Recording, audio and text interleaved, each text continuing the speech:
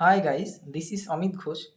তো আমি আমার এই ভিডিওতে মূলত নতুন আইনের অর্থাৎ ভারতীয় নাগরিক সুরক্ষা সংহিতা বিএনএসএস 2023 যেটি 1 জুলাই এনফোর্স হয়েছে, তো সেখানে এফআইআর নিয়ে যে কিছু পরিবর্তনের কথা উল্লেখ রয়েছে, সেই পরিবর্তনগুলি আমি ডিসকাশন করব।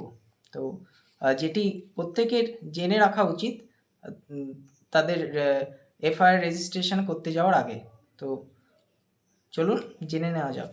তো প্রথমেই একটি বেসিক কনসেপ্ট, যেটি কগনিজেবল অফেন্সের ক্ষেত্রে কিন্তু পুলিশ এফআইআর রেজিস্টার করে। তো কগনিজেবল অফেন্স কোনগুলি, সেগুলি কি করে বুঝবে?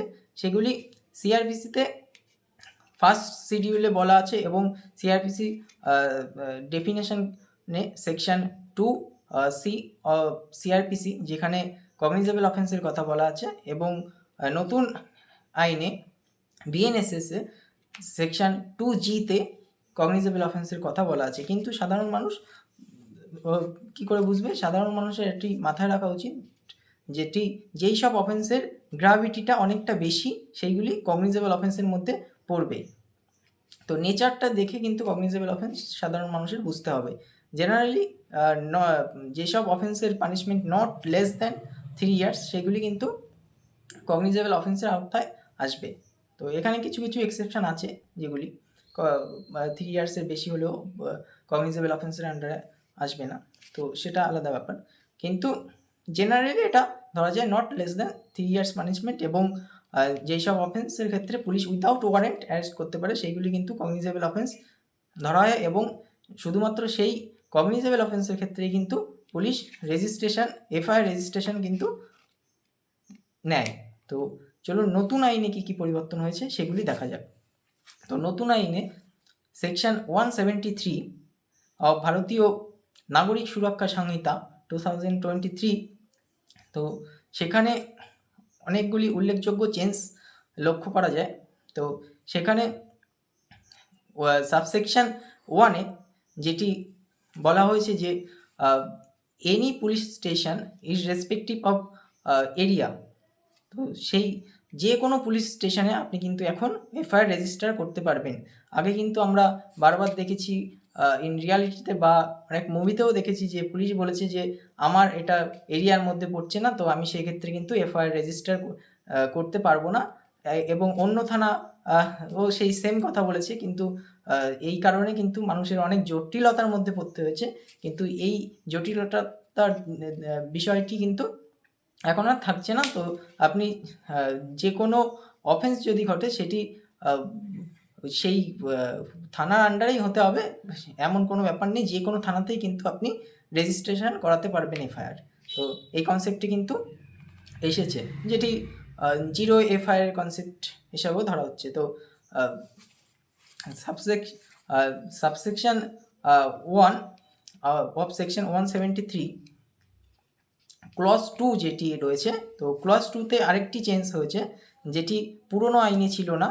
অর্থাৎ আপনি ঘরে বসেও অনলাইনে আপনার এফআইআরটি রেজিস্ট্রেশন করাতে পারবেন, বাই মেল করে পারবেন, হোয়াটসঅ্যাপে পারবেন, কিন্তু আপনি যেদিন রেজিস্ট্রেশন করাবেন অনলাইনে এফআইআর ঘরে বসে, তো সেক্ষেত্রে কিন্তু আপনার 3 দিনের মধ্যে ওই থানায় গিয়ে কিন্তু সাইন করে আসতে হবে।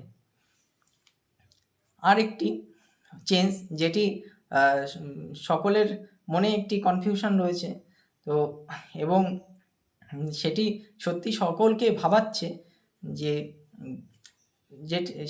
সেই চেঞ্জটি হলো সেকশন 173 সাবসেকশন 3। তো সেখানে সব কিছু গাইডলাইন আপহেল্ডস অনারেবল এফেক্স কোর্টের, তো সব কিছুই ওভারলুকিং করে এই প্রভিশনটা এখানে ইনকর্পোরেট হয়েছে বলে অনেকের মনে হচ্ছে। তো এটা সেটাই বোঝা যাচ্ছে। কিন্তু যেখানে সাবসেকশন 3 অফ 173 অফ বিএনএসএস, তো যেখানে বলেছে 3 ইয়ার্সের বেশি 7 ইয়ার্সের কম সেই সমস্ত অফেন্সের ক্ষেত্রে সেই সমস্ত মানে 3 ইয়ার্সের বেশি পানিশমেন্ট এবং 7 ইয়ারের কম পানিশমেন্ট সেই সমস্ত অফেন্সের ক্ষেত্রে কিন্তু আপনি কিন্তু চাইলেই কিন্তু হোক না সেটা কগনিজেবল অফেন্স, কিন্তু আপনি কিন্তু চাইলেই কিন্তু আপনি কিন্তু আর ইনস্ট্যান্ট রেজিস্ট্রেশন করাতে পারবেন না। সেক্ষেত্রে কিন্তু ডিএসপির কাছ থেকে পুলিশ একটি প্রিলিমিনারি ইনকোয়ারি করার জন্য পারমিশন নেবে এবং সেটি 14 ডেজের মধ্যে অর্থাৎ 14 দিনের মধ্যে সেই প্রিলিমিনারি ইনকোয়ারিটা কমপ্লিট করে পুলিশের যদি মনে হয় যে না এটি প্রাইমা ফেসি কেস অর্থাৎ এটি জেনুইন কেস বলে জেনুইন ঘটনা বলে মনে হয় তাহলেই কিন্তু রেজিস্ট্রেশন তাহলেই কিন্তু এফআইআরটি রেজিস্ট্রেশন হবে আপনার, না হলে কিন্তু হবে না। আর যেখানে সাবসেকশন 3 অফ সেকশন 173 সাবক্লজ 2 যেটি রয়েছে সেখানে বলছে পুলিশ যদি মনে করে যে না এটি প্রাইমা ফেসি কেস, আপনি ভাবুন যে পুলিশ যদি মনে করে যে এটা প্রাইমা ফেসি কেস কিনা তাহলে কিন্তু রেজিস্ট্রেশন নিতে পারে, আপনার এফআইআর রেজিস্ট্রেশন হবে, আদারওয়াইজ কিন্তু হবে না। কিন্তু এখানে সুপ্রিম কোর্টের অনেক গাইডলাইন ছিল। ললিতা কুমারী ভার্সেস স্টেট অফ উত্তরপ্রদেশ যেটি 2013-এর, সেখানে কিন্তু সুপ্রিম কোর্ট ক্লিয়ারভাবে আপহেল্ড করেছিল it is mandatory two file the FIR under section 154 of CRPC if the information discloses commission of cognizable offense যদি ডিসক্লোজেস করে তাহলে কিন্তু এফআইআর ম্যান্ডেটারি, সেখানে কিন্তু এটা গাইডলাইন বলেছিল এবং এটাও এর সাথে বলেছিল no preliminary investigation in permissible in such a case, তো সেটাও কিন্তু বলেছিল। কিন্তু এখানে কিন্তু সেই গাইডলাইনটা কিন্তু কোনোভাবেই কিন্তু দেখা হয়নি। হয়তো সুপ্রিম কোর্ট অবশ্যই এটি কোনো গাইডলাইন বের করবে, তো এটি কিন্তু একটি ভাবার বিষয়। কিন্তু ললিতা কুমারীতে বলেছিল সেই সব অফেন্সের ক্ষেত্রেই কিন্তু একটি প্রিলিমিনারি ইনকোয়ারি করা যেতে পারে পুলিশের, যেসব like matrimonial offence, family dispute, commercial offence, corruption cases, তো এই সমস্ত অফেন্সের ক্ষেত্রে একটি প্রিলিমিনারি ইনকোয়ারি করা যেতে পারে বলেছিল এবং সেটি নট এক্সিডেড 7 days, 7 দিনের বেশি যেন না হয়, তো সেটি বলা হয়েছিল। কিন্তু এখানে কিন্তু এটা কিন্তু পুরোটাই মানা হয়নি, অর্থাৎ যেই সব অফেন্স 3 ইয়ার্সের বেশি পানিশমেন্ট এবং 7 ইয়ারের কম, কিন্তু সেটি কগনিজেবল অফেন্স হওয়া সত্ত্বেও কিন্তু আপনি কিন্তু চাইলেই আগের মতন কিন্তু এখন আর সেই পুলিশের কাছে গিয়ে সাথে সাথে কিন্তু এফআইআর রেজিস্ট্রেশন করাতে পারবেন না। এটি কিন্তু লক্ষণীয় পরিবর্তন, যেটি কিন্তু একটি ভাবার বিষয়, কারণ পুলিশ কিন্তু এমনিতেই এফআইআর কিন্তু রেজিস্টার করতে চায় না।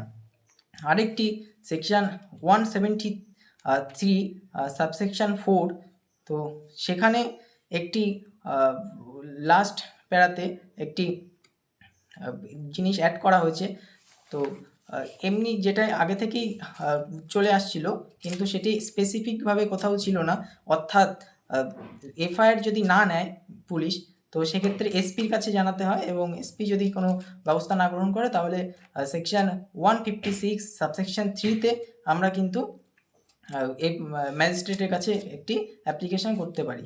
তো সেটি কিন্তু এক্সপ্রেসলিভাবে এখানে কিন্তু আগে বলা ছিল না, কিন্তু এখানে কিন্তু সেকশন 173 সাবসেকশন 4-এর এখানে কিন্তু ক্লিয়ারলি এখন কিন্তু বলে দিয়েছে যদি এফআইআর না নেয় এবং এসপির কাছে লেটার দেওয়ার পরেও যদি কোনো স্টেপ না গ্রহণ করা হয় তো সেক্ষেত্রে কিন্তু আপনি ডিরেক্ট ম্যাজিস্ট্রেটের কাছে একটি অ্যাপ্লিকেশন করতে পারবেন, যেটি একটি ল্যান্ডমার্ক কেসেও বলা হয়েছিল মোহাম্মদ ইউসুফ ভার্সেস আফাক জাহান 2006-এ 1 SCC 627। তো এই কেসে কিন্তু বলা হয়েছিল যদি এফআইআর পুলিশ না নেয় এবং এসপিও যদি কোনো স্টেপ না নেয়, সেক্ষেত্রে ওই এফআইআরের যে কন্টেন্ট, সেই কন্টেন্টটা আপনি কিন্তু দিতে পারেন ম্যাজিস্ট্রেটের কাছে অ্যাপ্লিকেশান, এবং ম্যাজিস্ট্রেট সেটাকে ট্রিটেড অ্যাজ কমপ্লেন্ট হিসাবে ওটাকে ট্রিট করে নেবে, সেটা কিন্তু বলেছিল। তো আর কিন্তু এখানে কিন্তু এটা ক্লিয়ার করে দিল, ওটাকেই অ্যাপ্লিকেশানটা ম্যাজিস্ট্রেট কে দেওয়া হবে এবং ম্যাজিস্ট্রেট সেটাকে কমপ্লেন হিসাবে ট্রিট করতে পারে।